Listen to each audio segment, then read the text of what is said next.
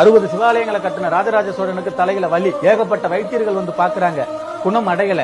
ஊர் வழியா போகும்பொழுது ஆசைப்படுறாரு ஆத்துல குளிக்கிறதுக்கு. அப்ப குளிக்கிறாரு, அந்த தவளையினுடைய குஞ்சு காது வழியா மேல போயிடுது, அது மூளைக்குள்ள போய் தேரையாவே மாறிடுது. அப்ப வந்து தென் திசையில இருந்து வைத்தியம் பண்ணிக்கிட்டு ஒரு சித்தர் ஒருத்தர் வர்ற, அவங்க வந்து ராஜராஜ சோழன் கிட்ட சொல்றாங்க, இவர் வைத்தியத்துல ரொம்ப கை தெரிந்த ஆளு, அவரை கூப்பிட்டு பாப்போமா அப்படின்னு வர சொல்றாங்க. வந்து பாக்குறாரு, பார்த்த உடனே சொல்றாரு, கபாலத்தை ஓபன் பண்ணனாதான் இவரை குணப்படுத்த முடியும். நீ என்னையா லூசான்னு கேட்கிறாங்க. நான் பருப்புங்க, என்ன நம்பி ஒப்படைங்கிறாரு. டக்குங்கிறாரு, மூளை ஓபன் பண்றாரு, உள்ள தேரை இருக்கு. ஆனா அந்த தேரையை கைய வச்சு எடுத்தோம்னா அதனுடைய நகங்களோட மூளை வெளியில வந்துடும்.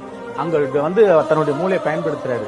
போய் இளநீ வாங்கிட்டு வர சொல்றாரு. அந்த தேரைக்கு நேரம் வச்சுக்கிட்டு சீவுறாரு. இதுல இருந்து தண்ணி பீரிட்டு அடிச்சோன்னா தேரையினுடைய வாயில போய் படுது. தித்திப்பா இருக்கு. தேரையா ஜம்ப் பண்ணி அங்க இருந்து தேரை வந்து இந்த இளநீக்குள்ள விழுவது வச்சு லாக் பண்றாங்க. அவருதான் தேரையர் சித்தர். 3000 வருஷங்களுக்கு முன்னாடியே மண்டையை ஓபன் பண்ணியாச்சு. அதுதான் இன்னைக்கு மூளையில் இருக்கிற கட்டி ஆபரேஷன். நாட்டு மருந்திலிருந்து விரிவடையப்பட்டதுதான்.